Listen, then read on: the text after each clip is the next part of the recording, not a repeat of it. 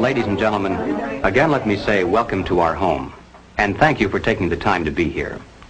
I'm well aware that whether you're here in person or through the medium of motion picture, that for most of you, it's not easy to fit meetings of this kind into your schedules. But the fact that you are here indicates that you do have an interest in the subject, and that means there's a tremendous obligation on my part to develop that subject with the kind of usable information that will make it worth your while. So in order not to waste any of your time, let's dispense with the usual preliminaries and get right down to the business at hand. The title of this presentation is More Deadly Than War, but the subject matter itself is revolution. We're going to examine in quite a bit of detail the communist theory and practice of revolution, particularly as applied to the United States. Now, this will not be something dreamed up out of thin air. This will be the strategy as taught by them and advocated by them in their own manuals, in their textbooks, and in their schools. Now, the organization of this material will lead to three rather startling conclusions. The first is that the communist program for revolution in America is divided into two phases, violent and nonviolent. The second conclusion is that the strategy for violent revolution calls for chaos, anarchy, mass confusion and panic among the people, a crisis in government, and then, out of the vacuum, the sudden seizure of power by communist-led guerrilla bands. The third conclusion is that the nonviolent phase of revolution actually is more important to the communists and more potentially dangerous to us. Now, the strategy for this phase calls for the gradual transition of our government into a communist regime, done peacefully and legally, but under the banner of socialism. This, then, is the outline of the material that lies ahead. So, let's start right at the beginning with conclusion number one, which is that the communist program for revolution in America is divided into two phases, violent and nonviolent.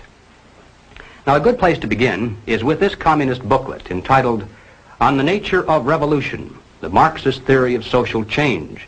It was written by Herbert Aptheker, one of the leading theoreticians of the Communist Party in this country. And on page 11, Aptheker says, "The equating of violence with the nature and process of revolution is not correct. Violence may or may not appear in such a process, and its presence or absence is not a determining feature of the definition." Now, this comes as quite a surprise to many of us because for years we've been used to thinking of communist revolutions only as those which involve the overthrow of governments by force and violence. Now, that entire phrase has been written and spoken so often as a single concept that many of us haven't even considered the possibility that the communists might have another approach to their goal, that they might overthrow the government without force and violence, that they might, in fact, plan to come to power through means that properly could be called peace and politics. Now, in order to go any further, it'll be necessary for us to define a few terms. When the communists speak of the two kinds of revolution, they don't come right out and say so in plain English. Of course not. You see, they claim to be practicing something called scientific Marxism, and so they have to dress up these crude concepts in elaborate phraseology. For instance, when the communists speak of violent revolution, they describe it as a war of national liberation. Now, the so-called theory behind this is that the people of the country marked for takeover supposedly are an oppressed people. They're dominated by an imperialistic foreign power that has colonized them and exploited them. And so the communists claim that it's their duty, their historic duty, to liberate them from the yoke of fascism or imperialism or colonialism or whatever. Now, naturally, the communist orientation of the movement is played down. They prefer to identify themselves usually as a People's Army of Liberation or a National Liberation Front. Of course, this is the kind of guerrilla warfare we've seen used in China, Algeria, Cuba, South Vietnam, and many other places around the world. But there are other phrases also used to describe the same process. Occasionally, they'll refer to this violent type of revolution as an anti-imperialist war or an anti-colonialist war, but they all equal the same thing. wars of national liberation, anti-imperialist wars, and anti-colonialist wars are all phrases used to describe that aspect of communist revolution aimed at overthrowing the government by means of force and violence. To describe their nonviolent revolution, the communists most often use the term proletarian revolution, but they also refer to it as the socialist revolution and sometimes as the anti-monopoly struggle. But here again, they all add up to the same thing. The proletarian revolution, the socialist revolution, and the anti-monopoly struggle are all merely different ways in which the communists describe their strategy for overthrowing the government through non-violent means. Well, all right, having defined some of the key phrases, we can return now to the communist literature and be able to understand what they mean when they use these words. Now, in 1960, the representatives from communist parties all over the world gathered in Moscow and issued a joint declaration which included this statement: "Our time, whose main content is the transition of capitalism to socialism, is a time of socialist revolutions and national liberation revolutions." In other words, simply stated, we're living in an era of two kinds of revolution, one violent and the other nonviolent. Now, here's a document published by the Communist Party in this country in 1968. It's entitled "The New Program of the Communist Party USA, a Second Draft." And on this subject, here's what it says. "Contemporary revolutions bear two distinctive marks. They are socialist, they are anti-imperialist. More than 1 billion human beings are now embarked on socialist revolution. A larger number is in varying stages of revolution for national liberation." Well, in order to relate this general concept of two kinds of revolution to the specific application here in the United States, it'll be necessary for us to examine rather closely the communist position on what they describe as the Negro question.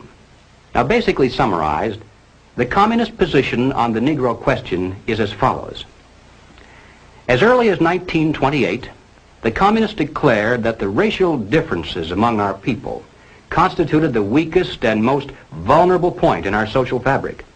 By constantly probing and straining at this one spot, they calculated that eventually the cloth could be torn apart and that Americans could be divided, weakened, and perhaps even set against each other in open combat.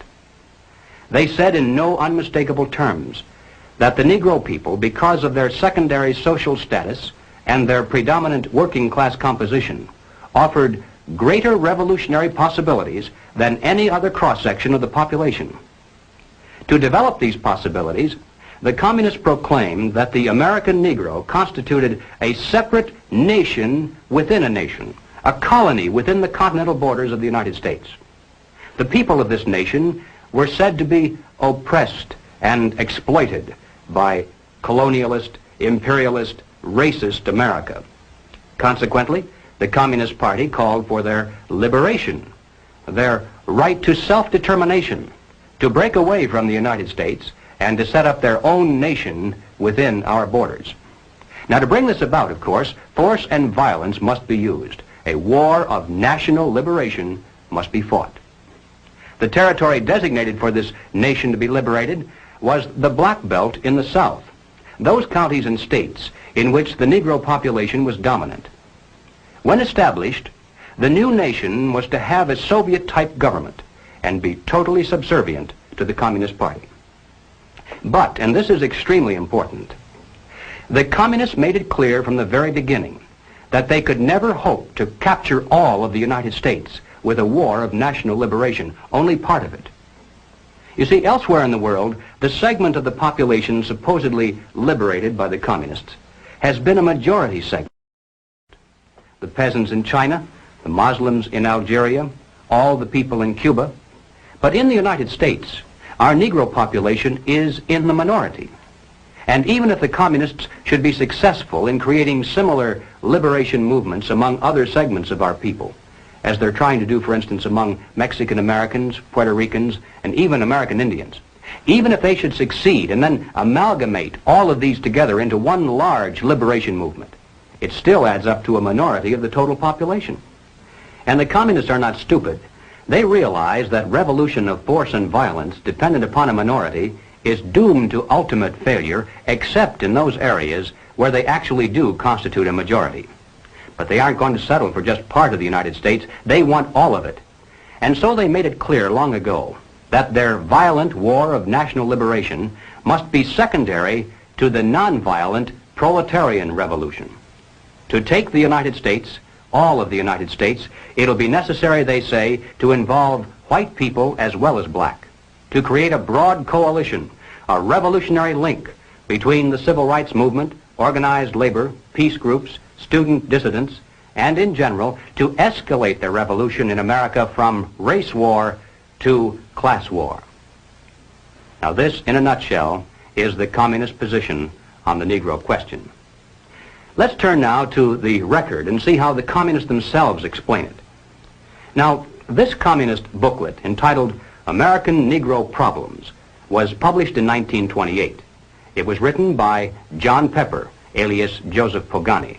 Now, Pogany was sent to this country as the personal envoy of Joseph Stalin, and his specific mission was to bring the American Communist Party into line with the policies and directives from Moscow, particularly with regard to the Negro question.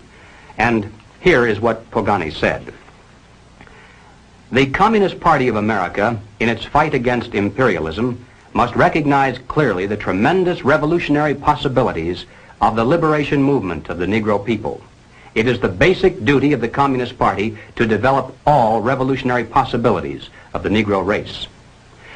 The Black Belt in the South constitutes virtually a colony within the body of the United States of America. Self-determination means the right to establish their own state, to erect their own government if they choose to do so. The Communist Party of America must come out openly and unreservedly for the right of national self-determination for the Negroes. But it would be a major mistake to believe that there can be any other revolution in imperialist America than a proletarian revolution. Now let me repeat that last sentence, because it's the key to this entire presentation. It would be a major mistake to believe that there can be any other revolution in imperialist America than a proletarian revolution. Well, moving forward to the year 1935, we come to this communist booklet entitled The Negroes in a Soviet America, written by James Ford and James Allen. Beginning on page 24, the general strategy is laid out in rather graphic form. You see, there's a major heading here entitled The Negro and Revolution. Directly beneath this, there's a subheading entitled Two Revolutions in One. And then within this section, it says, the problem of Negro liberation has two aspects. We shall first consider each separately and then show how the solution for the first flows into the solution for the second. Now, the next subheading then is entitled The Rebellion of an Oppressed Nation. And the section that follows that describes the violent revolution that must be fought to liberate the Black Belt of the South. And then finally, over in the next page, there's another subheading entitled The Proletarian Revolution. And here we begin to get an idea finally of what this phase of the revolution is all about. It says, capitalism is decaying. It is an outworn system. Capitalism is based upon the private ownership of machines, factories, railroads, land, and all other means of production. Only one thing can do away with the basis for the existence of capitalism, the expropriation of the capitalists. And by the way, I'm sure you realize that everyone here, by communist definition at least, is a capitalist. So you should feel good to know that there are those who are planning your expropriation someday. In order to expropriate the capitalists, the workers first need to discard the existing government machinery and to institute a working class government. Under this new workers' government, the building of socialism begins. Now, exactly what that's all about, the building of socialism, we'll get to in a moment. But finally, on page 28, under the third subheading entitled The Combination of Two Revolutions, the communists reveal how the two phases of their revolution are related to each other and which of the two is most important to them. Between the proletarian revolution and the revolution of the Negro people, there is a living link. This is the working class. Here reposes the leadership of the two aspects of the revolution. But the Negro communist is first and foremost the exponent of the proletarian revolution. Well, 1935 is a long time ago, and sometimes we hear it said that the communists have since abandoned this concept. But ladies and gentlemen, they cannot abandon it, for the simple reason that if they did so, they'd be abandoning the classic dual form of revolution dictated by Marxism-Leninism. They'd cease to be communists. To justify violence, they have to be able to claim that they're liberating people. And if people are to be liberated, then it's necessary to go through the motions, at least, of pretending that they have a right to form a nation of their own. And so the communist position on the Negro question today is no different than it was back in 1928. Now, Political Affairs is the official monthly magazine of the Communist Party in this country. The date on this particular issue is November 1968. The feature article for that month was "The Right of Black America to Create a Nation," written by communist theoretician Claude Lightfoot. Now, Lightfoot points out that many years of migration of Negroes into the North and of Caucasians into the South have altered the population statistics to the point where the black belt is considerably smaller today than it was when the communist position on the Negro question was first drafted. Therefore, he says, the concept of a Negro nation must not necessarily be restricted to just one large territory in the South, but must be expanded now to include the so-called ghetto areas in the North. So having updated the basic strategy to reflect present realities, he then repeats the same old communist line. On page 9, he says, "We should call for a plebiscite of all black Americans on whether they want to remain in the general Commonwealth or to establish another nation within the continental United States. Thus, the slogan of self-determination today means the struggle for the right of black America to form a nation if it elects to do so." Now, in passing, ladies and gentlemen, you may have wondered why the Communist Party has been a staunch supporter of the drive to place a black studies curriculum into our high schools and colleges. Well, the reason becomes obvious the minute you take a look at the textbooks and the study guides. The net effect of these courses on the students who enroll is to create a consciousness of nation. By stressing the historical and cultural differences between our black and white citizens instead of the similarities, the predictable impact upon the student is such that he'll view the communist call for a separate nation with far more acceptance than his parents did. Under the guise of academic balance, these courses have become a brilliant device for conditioning young people to accept still one more part of the total program for revolution. But returning once again to Claude Lightfoot, after having called for a separate nation, he then repeats the ever-important point that as important as the national liberation movement may be, it still must be secondary in importance to the nonviolent, peaceful transition to communism called the socialist revolution. He says, "From this it follows that the advocates of a black nation must identify themselves with all that is required to set up a socialist America, recognizing that black people alone could never destroy capitalism."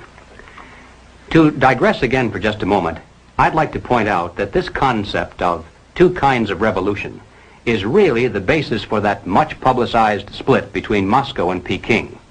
The Moscow group says, there are two kinds of revolution, violent and nonviolent. We believe in using either or both, depending on which combination proves to be the most effective. But as true Marxist-Leninists, we believe that the gradual, nonviolent approach is more effective in today's modern world. To which the Peking group shouts in reply, heresy, heresy. True, there are two kinds of revolution, and we are willing to practice either or both, but we are the true Marxist-Leninists, for we believe that the quick, violent approach is more effective in today's modern world.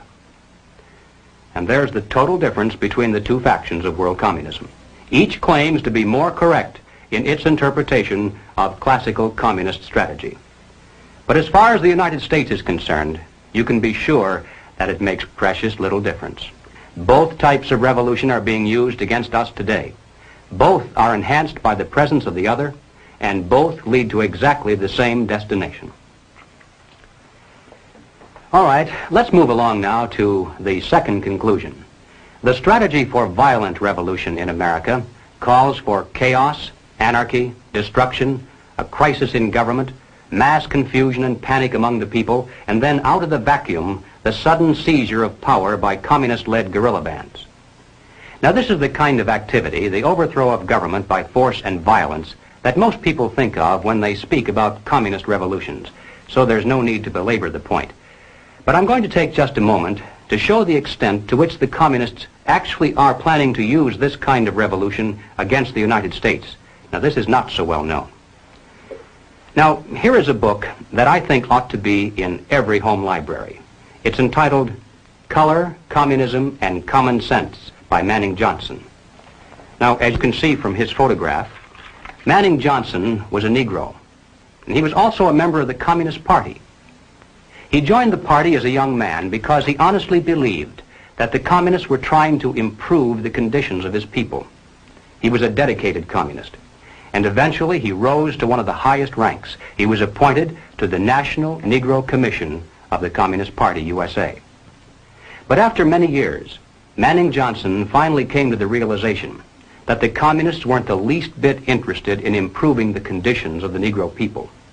He discovered that instead they were merely planning to use his people, and these are his words, to use them as cannon fodder in a bloody revolution to destroy America. And when he woke up to this, he dropped out of the party and devoted the rest of his life trying to alert his fellow citizens of all races to the true nature of the Communist Party as he knew it to be from the inside. And this book contains much of that story. I wish I had the time to examine the entire volume with you page by page, but here at least is one short quotation that pertains to the immediate topic.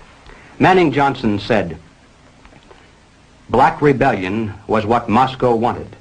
Bloody racial conflict would split America. During the confusion, demoralization and panic would set in. Then finally the Reds say," now at this point he quotes verbatim from a communist directive that he studied while inside the party. "Workers stop work. Many of them seize arms by attacking arsenals. Street fights become frequent. Under the leadership of the Communist Party, the workers organize revolutionary committees to be in command of the uprising. Armed workers seize the principal government offices, invade the residences of the president and his cabinet members, arrest them, declare the old regime abolished, establish their own power." Now, here is a piece of vicious communist propaganda that perhaps some of you have seen. It's called The Crusader. It's published periodically in Red China and is widely circulated through the Negro communities here in America. It's written by Robert F. Williams, one of the organizers of the Revolutionary Action Movement, better known as RAM. Williams also was the president of the local chapter of the NAACP in Monroe, North Carolina. At that time, needless to say, he wasn't telling very many people that he was also a member of the Communist Party. Now, one day back in 1961, he decided to start a small war of national liberation of his own. Apparently, he was too impatient to wait for the big signal.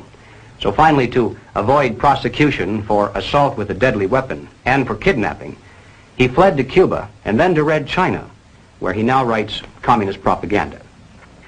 One other thing you should know about Robert Williams is that recently he was elected by members of SNCC, CORE, RAM, the NAACP, and similar groups as the president in exile of something called the Republic of New Africa. Following the communist line in every detail, these men claim that they're the representatives of a new government and a new nation within the continental borders of the United States. They issued a demand to the State Department that a large segment of land be turned over to them as their rightful territory. The proclamation said that they're now prepared to negotiate in good faith the peaceful transfer to them of the southern portion of the United States.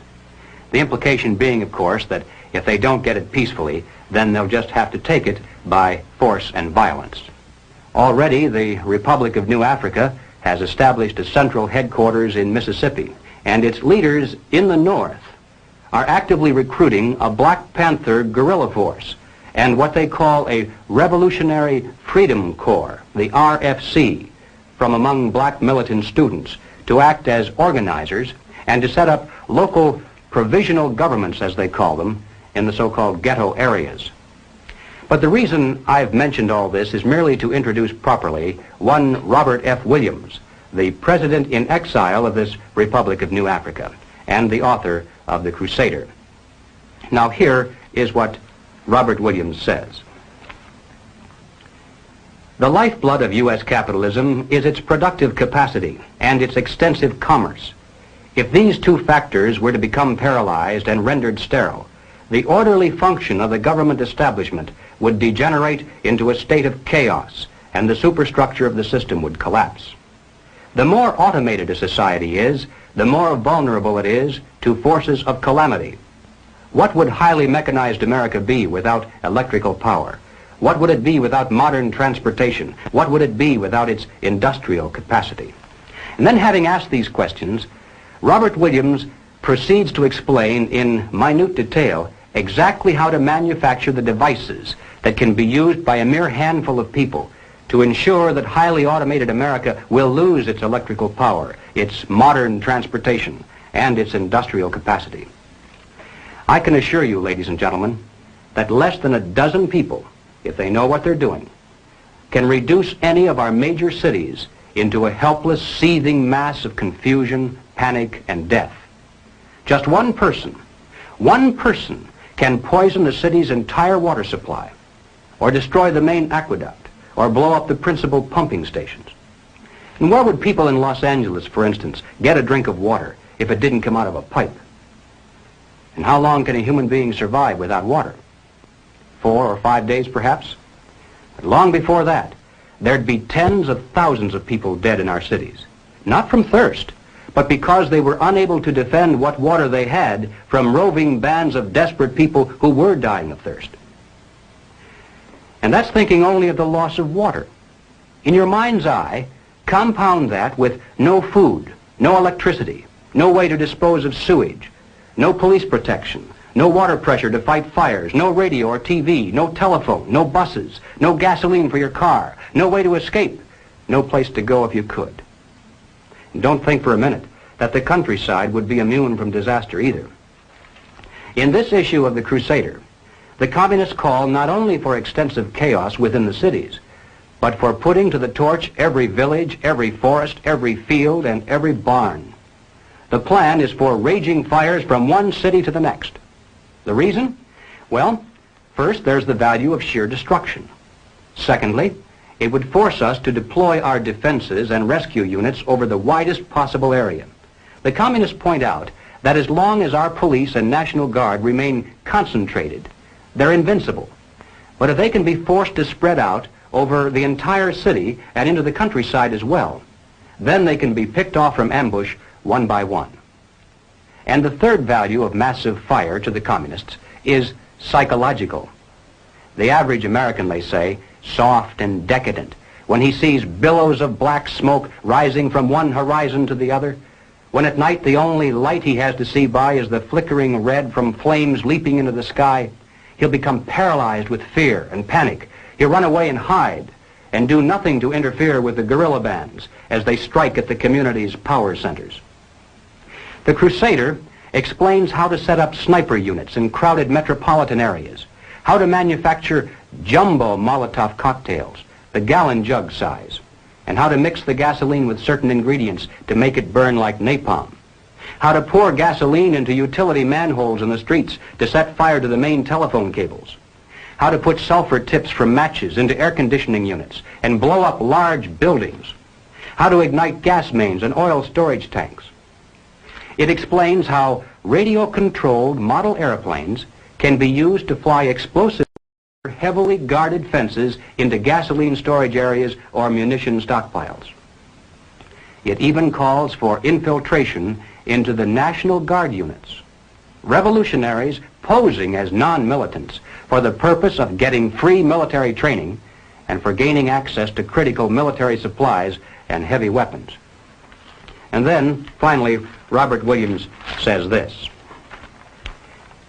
Any all-out minority revolution must create a state of crisis wherein almost all of the male population would be forced to remain in their homes to protect their property and families.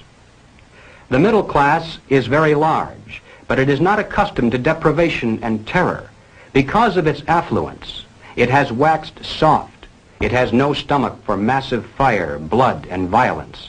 The motive force behind its life drive is its endless pursuit of prestige, conspicuous consumption, and sensual pleasure. A few years of violent, sporadic, and highly destructive uprisings will set the stage for the grand finale.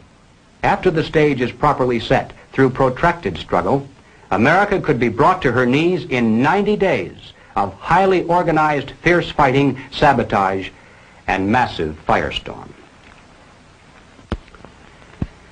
Now, ladies and gentlemen, no evaluation would be complete if we failed to note that the communist blueprint calls also for white retaliation and violence in the black communities. It's a very important objective for the Communist Party. So far, they've only been able to involve a small percentage of our Negro people in this war of national liberation. The great majority want no part of it in any form. But the one sure way to change that is to have white vigilante groups striking into the Negro sections supposedly to seek revenge. We mustn't kid ourselves into thinking that the communists have placed their agitators only into the black communities. They're working both sides of the street. They want hatred, violence, and bloodshed between the races, and they don't care how they get it or whom they use, even children if necessary. Part of the plan calls for commando squads of black revolutionaries to drive into the white residential areas and shoot little children playing on the sidewalks for the sole purpose of drawing out of the white communities violent retaliation into the black communities. Now, this is extremely important to the communists. They must have it, for in this way they plan to unite the entire Negro population for protection behind the militant minority. It's not a very pretty picture, but it's one we need to understand so that no matter what happens to us or to our families, God willing, we'll have the strength at least to avoid doing anything that would play further into the hands of the communists. Ladies and gentlemen, the plans and preparations for a communist revolution of force and violence are far advanced. The organization behind these preparations has almost unlimited financial resources, and it provides both training and leadership based upon years of experience in many other countries. Our enemies are deadly serious about their task, and it's nothing short of national suicide for us to continue to ignore their plans and their progress. Well, all right, having said this, now I'm going to qualify it somewhat by turning to conclusion number 3. As important as the strategy for violent revolution is, and it certainly cannot be overstressed, nevertheless, the strategy for nonviolent revolution is even more important to the communists and more potentially fatal to us. So let's turn next to that part of the total picture. Ladies and gentlemen, as pointed out previously, the communists can never hope to come to power over the entire United States through a so-called war of national liberation of a minority population. They can capture a large portion of it, and they can create an awful lot of chaos and destruction everywhere else. But to take the country as a whole will require an entirely different approach. The violent revolution becomes of primary value to the communists to the extent to which it can be used to condition the masses psychologically to accept the nonviolent revolution, which is offered supposedly as the only alternative. Hoping to avoid further violence and bloodshed, the public is to be pressured into accepting measures that will move the country gradually and legally toward communism, but without calling it that. The strategy of the proletarian revolution calls for the quiet conversion of our government into a communist regime, but under the banner of socialism. Well, what is socialism? All right, let's define it. According to the dictionary, socialism is a political concept based upon the principle of government ownership and control of property, the means of production, and the avenues of commerce. But the important thing, as far as this presentation is concerned, is how do the communists define it? And this is where many people are surprised to learn that the communists have an entirely different meaning for the word socialism than the average American has. Did you know that there isn't a single communist country in existence anywhere on earth? That's right, not one. Russia isn't a communist country. Red China isn't. Cuba certainly isn't. These are socialist lands. That's how communist leaders always describe them. You see, according to the teachings of Karl Marx, communism will come to this world only in some future utopian era, when men will have learned to live together in perfect harmony, when they'll no longer be greedy or competitive, when they'll want to share equally with their fellow human beings and have nothing better than anyone else. When this comes to pass, there'll no longer be any need for police or for government of any kind. And then, he said, the state will wither away. When that happens, said Marx, it will be communism. In the meantime, comrades, whenever we come to power, we shall call it socialism. So the next time you hear a communist spokesman stand before a college audience or a TV camera and say innocently that all the communists are doing here in America is working for socialism, you must understand what he means by that word. What he's really saying is all the communists are doing is trying to bring to America exactly the same thing they now have in the Soviet Union and Red China.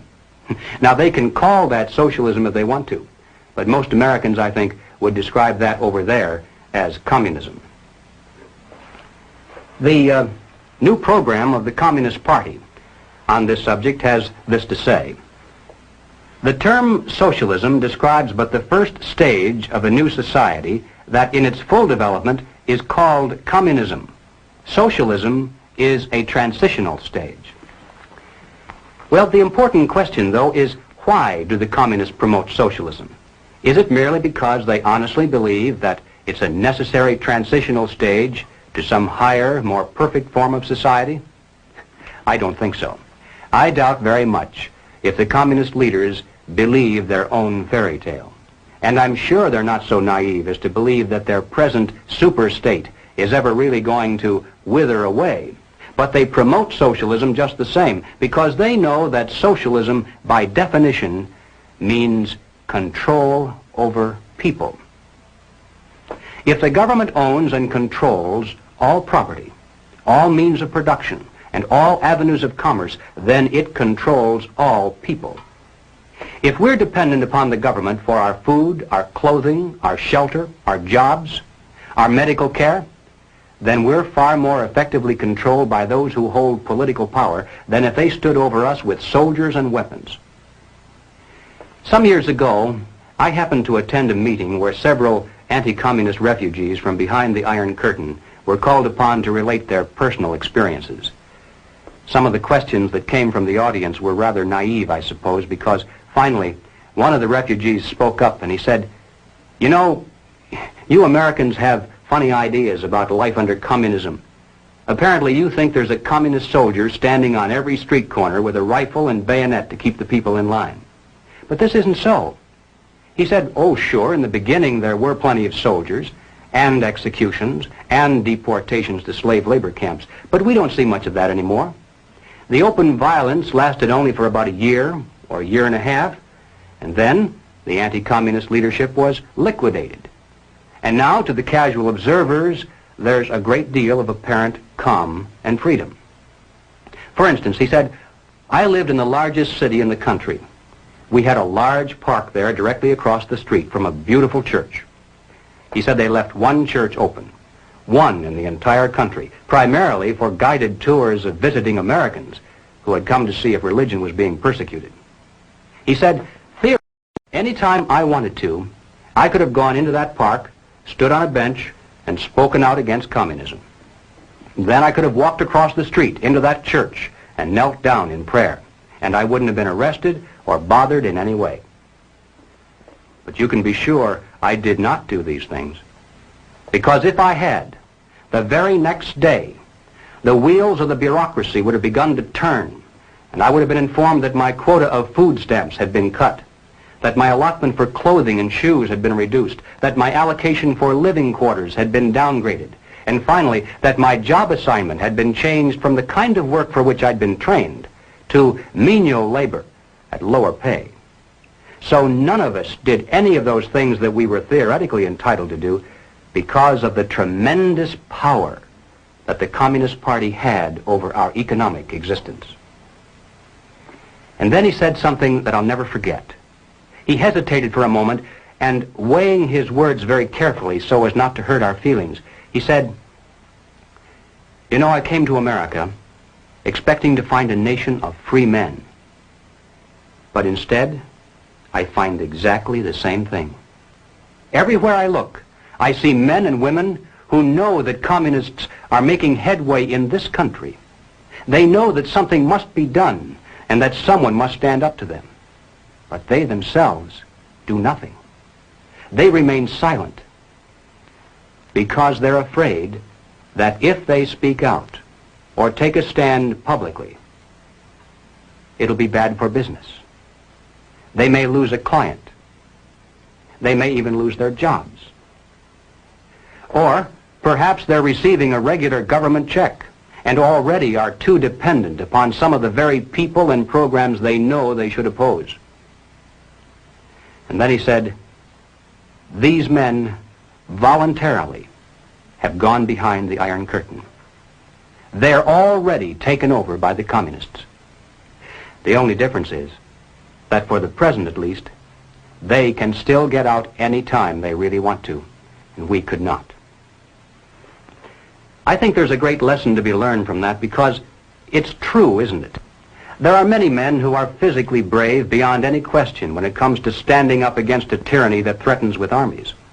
Some of them carry the actual scars of battle to prove it. But when it comes to this new kind of war, they're lost to the fight.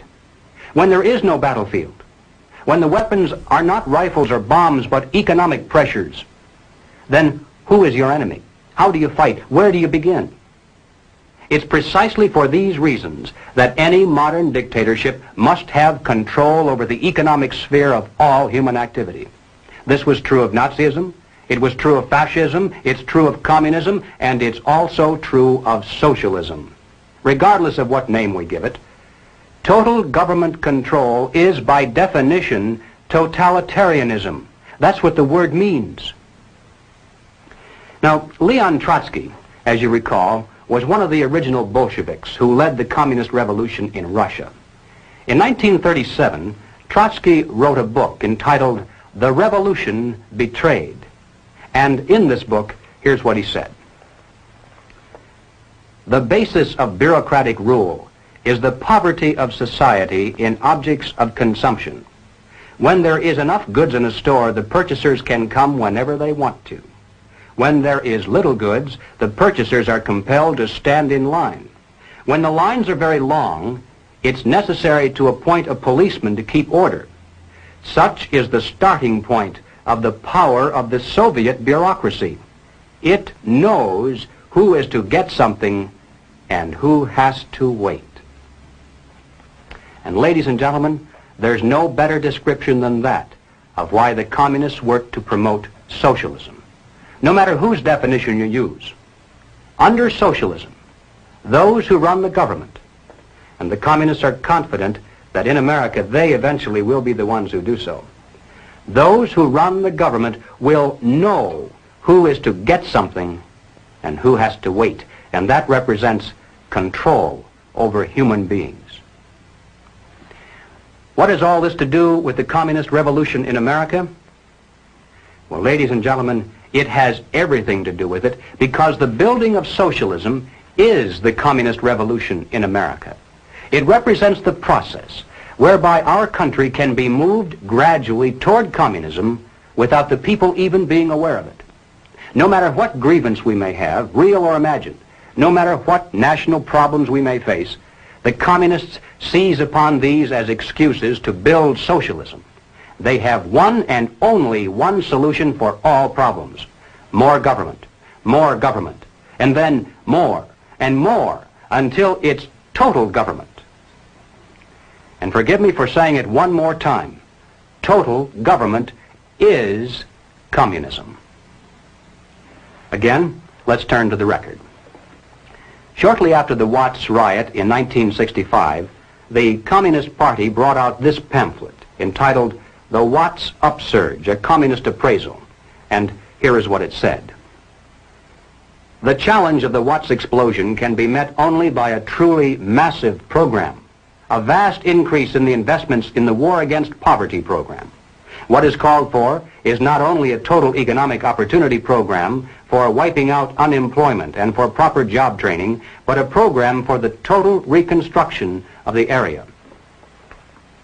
Now, the People's World, the official West Coast newspaper of the Communist Party, in its August 28, 1965 issue, ran this rather interesting editorial. What is needed now is an effort that begins to approximate the magnitude of the problem. As a minimum, such a program should demand massive emergency action by the federal government. Well then, 6 months later, after this particular article, the Communist Party came out with this. It's called The New Program of the Communist Party, but this was the first draft, published in 1966. And here's what it said. We favor full use of federal powers to achieve these objectives. Now, as I read this, listen carefully to see if it doesn't sound familiar, perhaps like something you've heard from more respectable sources. Government assumption of responsibility for assuring a guaranteed annual wage. Complete cradle-to-the-grave social insurance coverage, including all medical care. Equal educational opportunities for all, with acceptance of the principle of student stipends. A national reconstruction plan to end ghettos and slums and provide the nation with a modern rapid transit system operated as a public service. And passage of a National Youth Act that will ensure education, vocational training, and employment at decent wages for the younger generation. Does that sound familiar? Well, ladies and gentlemen, if it reminds you somewhat of the Great Society, it's because it is the Great Society, lock, stock, and barrel. Gus Hall, head of the Communist Party, explained it this way. This is the January 24th, 1965 issue of The Worker, and Gus Hall said, "The communist attitude toward the Great Society can be summarized in an old saying that two men sleeping in the same bed can have different dreams. We communists support every measure of the Great Society concept because we dream of socialism." And when you recall what Gus Hall means when he says socialism, then you realize that the communists support the welfare programs of the Great Society, the New Deal, the New Frontier, or whatever they decide to call it in the future, because they dream of bringing communism to America through these programs. The next question of importance is, how do the communists promote socialism? Certainly it takes far more than a mere declaration of intent, more than writing a few books. How can they bring it off, especially when there are so few of them? How can they manipulate the vast majority into accepting socialism when they really don't want it?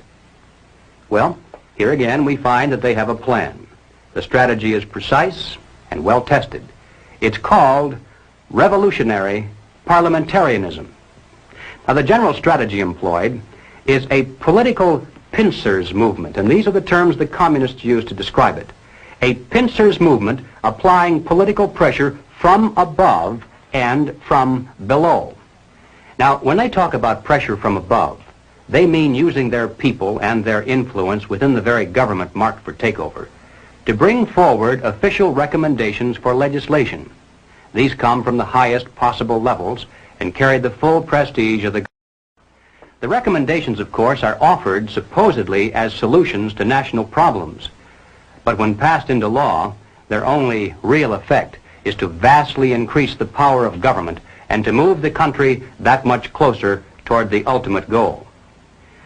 The pressure from below, then, involves using their influence over the various mass membership organizations of the country to create the appearance of great popular support for these recommendations. Of course, the members of those organizations must never suspect that they're being used to promote the communist program. Now, the silent majority, the average person with no particular axe to grind, is caught right in the middle. He looks above and sees highly respected spokesmen for government calling for socialist legislation. He looks below and sees mobs of demonstrators shouting for the same thing.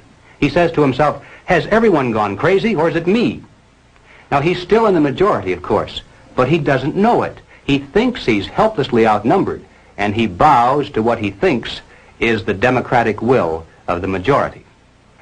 All that remains, then, is for the duly elected legislators to place their own careers and political expediency above the best interests of the nation, to yield to this political pressure and pass the legislation into law. Then the whole process starts all over again with new recommendations from above, new demands from below, and finally new capitulation in the halls of Congress.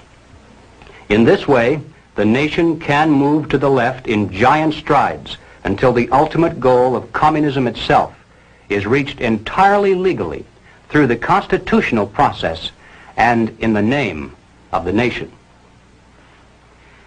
Now, this government pamphlet entitled "The New Role of National Legislative Bodies in the Communist Conspiracy" is a reprint of 2 chapters taken from a communist textbook used in Czechoslovakia.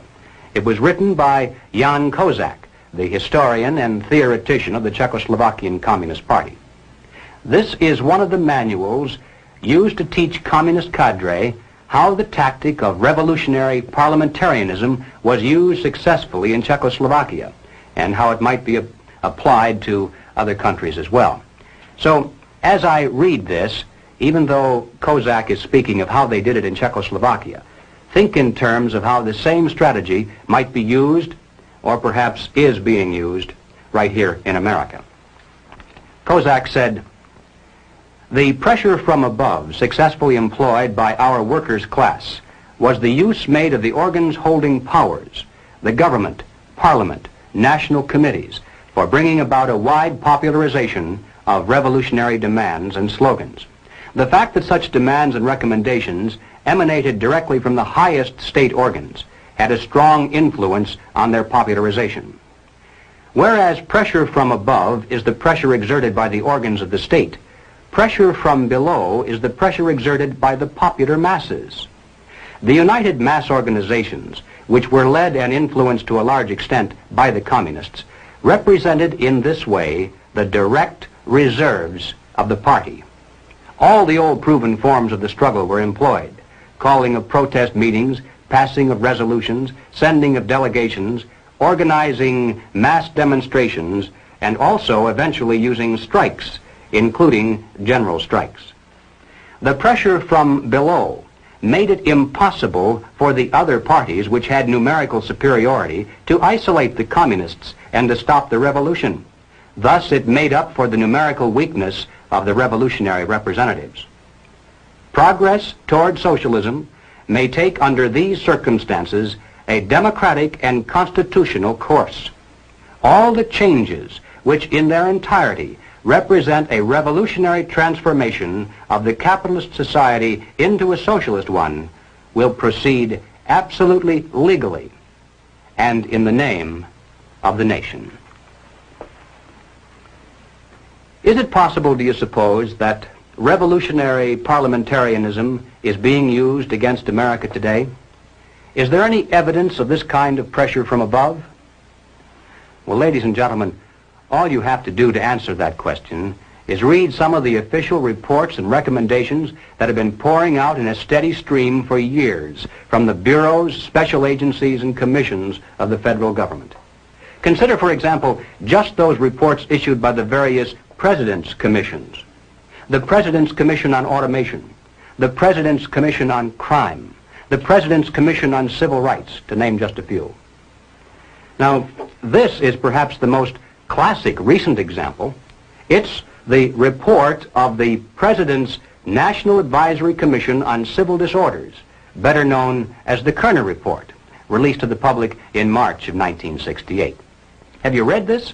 It's incredible.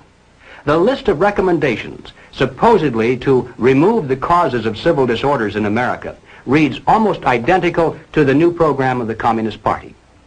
And that's not much of an exaggeration either. It calls for the vast expansion of all welfare programs and agencies.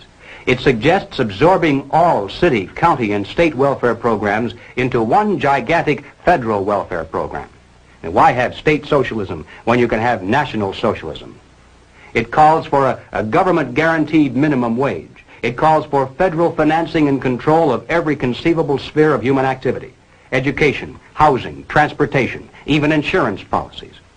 It calls for strict gun control laws and even recommends the creation of a national police force. Well, naturally, it doesn't call it that by name. It refers to it as the National Law Enforcement Center. But there's no doubt as to what its ultimate form will be, especially since it's to operate in conjunction with the Defense Department. But the most incredible thing about this report, I think, is not the list of recommendations. That's almost expected from groups of this kind nowadays. The real shocker lies in its findings, the discoveries it made. Here was a body of men, highly respected, with the prestige and financial resources of the federal government at their disposal. Their task was to uncover all of the causes of civil disorders in our land, and to do so impartially with favor or malice to no one, let the chips fall where they may. Now, would you suppose that the Communist Party played some tiny, microscopic role in the riots, the campus disorders, the assaults against police?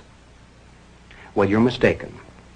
Just because the leaders of these revolutionary movements carry the Viet Cong flag, pay homage to Che Guevara, travel frequently to Moscow and Peking, preach against capitalism, promote the building of socialism, follow the communist line without deviation, and move in perfect unison in every major city, that doesn't prove anything. According to the Kerner report, the communists are playing absolutely no role at all in civil disorders. Look it up in the index. Here's a book with over 600 pages of fine print dealing with all of the causes of civil turmoil. And the words communism or communist aren't found even once. Not even to say that they looked into it and found it not to be an important factor, which is the expected cliche today. Apparently, the internal threat of communism is no longer even worth looking into. But what about the other half of the pincers? Is there any evidence of pressure from below? Well, consider the nature of such things as the mass action tactics of the Selma March of 1965, the various peace marches and civil rights marches held in almost every major city in the intervening years, the Poor People's Campaign and Resurrection City. What are these? Do they truly represent an expression of the majority of Americans, or are they merely well-organized pressure groups putting on an impressive show to create the illusion of vast popular support? And what effect does this have on Congress? Every time there's a new show of strength, doesn't Congress buckle under the political pressure and pass into law the recommendations previously made by some commission or agency of the federal government? And hasn't the silent majority been caught between these pincers? And hasn't the country been taking giant strides to the left through our constitutional process and in the name of the nation? The entire process was best described, I think, by Martin Luther King. He wrote an article for Saturday Review, which appeared in the April 3rd, 1965 issue. And here is how he described it. The goal of the demonstrations in Selma, as elsewhere, is to dramatize the existence of injustice and to bring about the presence of justice by means of non-violence. Long years of experience indicate to us that Negroes can achieve this goal when four things occur. 1. Nonviolent demonstrators go into the streets to exercise their constitutional rights. 2. Racists resist by unleashing violence against them. 3. Americans of conscience, in the name of decency, demand federal intervention and legislation. And 4. The administration, under mass pressure, initiates measures of immediate intervention and remedial legislation. And that, ladies and gentlemen, is a perfect description of how pressure from below is being used in America today to further the nonviolent proletarian revolution. You know, it always bothers me when I have to agree with the communists. It doesn't happen very often, but every once in a while I'll read something in the communist press that is 100% correct. It comes out in their favor even without their having to lie about it. And here's an example. In the People's World, the January 29, 1966 issue, the communists said, "The problem is that the power structure that runs both of the old political parties seems to have great difficulty in comprehending what is taking place in the Negro freedom movement. They don't know a revolution when they see one." And all I can say to that is amen. They sure don't. They call it everything under the sun except a revolution. And they're the same people, by and large, who still tell you it can't happen here. Ladies and gentlemen, not only can it happen here, not only is it happening here, but it has been happening here for years. The problem is that most of us haven't been able to recognize a revolution in all of its forms when we saw one. Well, all right, so what do we do about it? What are the countermeasures that need to be taken? And where do we begin? We begin by knowing what not to do. Because if we do the wrong things, obviously that's worse than doing nothing at all. For example, as I'm sure everyone here is well aware, we must not be led into placing the blame for the riots, the civil disorders, on the Negro people of our nation. Even those few who are promoting hatred and violence in the black communities are not themselves the cause. They're merely being used by forces far bigger than they are to promote the violent phase of the revolution in America. Just as many white people are being used, I might add, by those same forces to promote the nonviolent phase. Secondly, and this too almost goes without saying, we mustn't resort to violence either as a means of furthering political or social goals.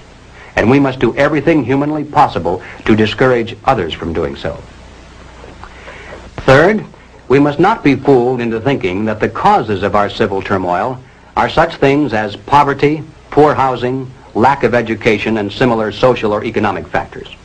As a matter of fact, most of today's self-styled revolutionaries, black and white, come from good homes, could earn better than average incomes if they wanted to work. And in fact, they're products of some of the finest institutions of higher learning. We shouldn't be indifferent to the social and economic conditions of those in need, and we should do all we can within the concepts of economic and political freedom to improve those conditions. But let's not kid ourselves into thinking that these are the causes of our national problems today. Fourth, we must not look to the expansion of government and government programs as the solution. As I hope I've made it clear by now, this is exactly what the communists want us to do, because it's the very process whereby they hope to come to power in this country through nonviolent means. These are the things we must not do. What then does that leave on the positive side? Well, first of all, and perhaps most obvious of all, we must support our local police. But that means a lot more than just putting a bumper sticker on the car. It means taking an active interest in civic affairs to ensure that the police aren't saddled with so-called civilian review boards. Nothing can be quite so damaging to police morale and efficiency as converting every arrest into a trial of the policeman instead of the criminal. To support your local police also means making sure they remain independent of control from Washington. And don't forget, whatever the federal government finances today, it shall control tomorrow. Next on the list, we must recapture the American faith in the free enterprise system. Capitalism has become almost a dirty word in some places, mainly because its defenders were busy enjoying the fruits of capitalism while its enemies were busy writing books and giving lectures. Consequently, capitalism has retreated steadily before the onslaught of socialism and now is struggling for its very existence.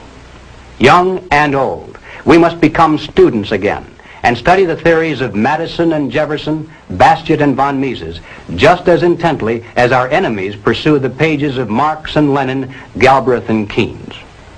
Not only must we become grounded in theory, but we must become advocates and spokesmen as well. We must know what we stand for as well as what we oppose. Next, and this is probably the most difficult task of all, we must carry this message regarding the dual nature of communist revolution to our friends, our neighbors, our business associates, and everyone who will listen. Now, this is hard by and large because people don't want to hear it. It's bad news. It spoils, it makes the parties possible. And that means accepting our personal responsibility to do everything we humanly can do to carry the truth about civil turmoil to every man, woman, and child in America. Now, ladies and gentlemen, none of these proposals will produce results, and nothing else you may suggest will do so either, unless and until we get right down to the heart of the problem, the life force of the revolution itself. We must discover the identity of those individuals, both above and below, who consciously are furthering the communist program for revolution, and then remove them from their positions of trust and leadership. Anything less than that will be totally futile, because we'll merely be running around trying to put out 1 or 2 fires over here, while they're busy setting 10 new ones over there. Now, of course, the minute you begin to think along these lines, you'll become the target of a whole barrage of attacks. You'll be called a witch hunter, a McCarthyite, a right-wing extremist, and other delicate phrases that are well designed to intimidate the average person into silence. If that doesn't work, then you'll be called a fascist, or at least a dictator, because supposedly you want to deny basic constitutional freedoms to a small group of Americans just because they happen to hold political views that are different from yours. How many times have you heard that? And you know, at first it sounds almost convincing. But the argument is a trap. And the bait inside that trap is the hidden assertion that the Communist Party is merely a political party. Now, if it were a political party and that's all, then of course we would have to grant them all the same constitutional rights and immunities as other loyal American citizens. But if the Communist Party is not a political party, if it is, in fact, a supranational organization dedicated to world conquest, if in addition to political means, it also uses military means, economic means, propaganda means, bribery, blackmail, treason, murder, and any other means that suit its purposes, then its members are not political by nature, are not loyal to the United States, and have no legal or moral claim to constitutional liberties. There's no such thing as absolute freedom. For every liberty, an equal and opposite restraint is required. For example, in order for us to enjoy freedom of speech, it's necessary to deny others the freedom to come in here and break up this meeting. The logic of liberty is that it must stop short of the liberty to destroy itself. And if we're to preserve the freedoms we cherish in this land, then we mustn't be tricked by clever propagandists into giving the Communist Party the freedom it seeks to destroy freedom for us all. Well, now, ladies and gentlemen, I'm going to close this presentation with 2 observations that I know you may not want to hear, but they must be made nevertheless. The first is that this struggle in which we're now engaged, in a very real sense, is more deadly than war. Call it what you will, Cold War, revolution, struggle, whatever. The present stakes are higher than in any other war we've ever known. After all, why do we dread war? Well, there are 3 reasons: death, destruction, and human suffering. But ladies and gentlemen, if communism should ever come to America, we'll face more death, destruction, and human suffering than any people in history has ever faced at the hands of their invading conquerors. And it would make no difference whether the road to communism were traveled violently or non-violently. The so-called expropriation of the capitalists that would lie at the end of that road would constitute one of the greatest bloodbaths of history. Now, the second observation is related to the first. It is simply that we have now passed the point of painless solutions and parlor patriotism. There was a time, and not too long ago, I think, when we could have pulled ourselves out of this without too great a sacrifice on the part of anyone. All that would have been necessary would have been for us to take an interest in the domestic affairs of our nation and to insist that our elected representatives merely enforce the laws that were then on the books to protect us from internal subversion and to keep the enemy outside the gates. But we didn't. Instead, we slept. And one by one, those laws were stricken down by the Supreme Court. Congress failed to repair the damage, and our defenses are no more. Now the enemy is inside our gates. He is on our streets. He is in our halls of Parliament. And now there is hell to pay. Our enemy is not going to leave quietly just because we suddenly discover him and ask him to go. Hardly. The nature of tyranny is such that, like the barb on an arrow, it goes in easily. But the price of pulling it out is a piece of flesh. Now let me be more specific. Before we finally win this battle, and I should hasten to say that there's no doubt in my mind that we're going to win. I'm increasingly convinced of this. But before we finally do see victory, it's now inevitable that some of us, even in this room, will lose our lives in the communist revolution that already is raging around us.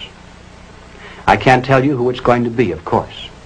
But I can tell you that it'll make no practical difference whether we're resisting at the time or whether we're merely trying to hide. Most of the casualties will occur because people just happen to be in the wrong place at the wrong time. Now, I mention this not to suggest that we all grab our guns and groceries and head to the hills. In many ways, this too would be playing right into the hands of the communists. No, I mention it for only one reason, and that is to stress the seriousness of the challenge that now confronts this nation. It's literally a question of life and death for all of us. And it's about time the American people began to face up to that fact and to act accordingly. I have no idea of what each of you is going to do in the critical days that lie ahead. It may be much, it may be little, it may be nothing at all. I don't know. Only you can answer that question. But ladies and gentlemen, whatever it is you decide to do for your country, do it soon. Do it now. Every minute that you delay further will add dearly to the price of ultimate victory. Thank you.